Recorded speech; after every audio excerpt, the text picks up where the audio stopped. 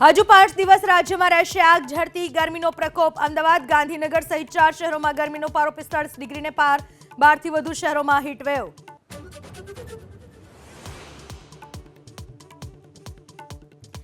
આકરા તાપ વચ્ચે હાર્ટ એટેક અને હીટ સ્ટ્રોકના કેસમાં વધારો। સુરતમાં એક જ દિવસમાં શંકાસ્પદ રીતે 10ના મોત। વડોદરામાં ગભરામણથી બેભાન થયા બાદ 3ના મૃત્યુ।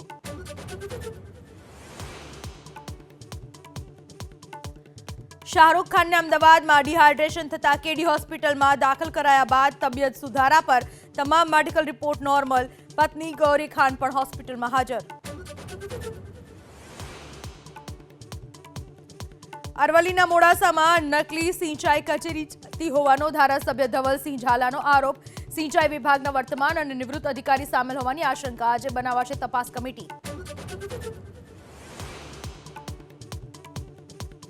हिंसा बाद किर्गिस्ताનમાં સુરતના 100થી વધુ વિદ્યાર્થી અટવાયા હોવાનો અહેવાલ। સુરતની વિદ્યાર્થીની રિયા લાઠિયાએ સોશિયલ મીડિયાના માધ્યમથી માંગી મદદ।